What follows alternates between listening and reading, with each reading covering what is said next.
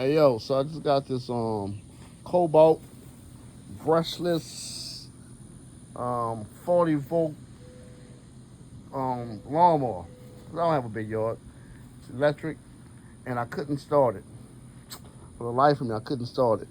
So I figured out that you gotta make sure this is plugged in.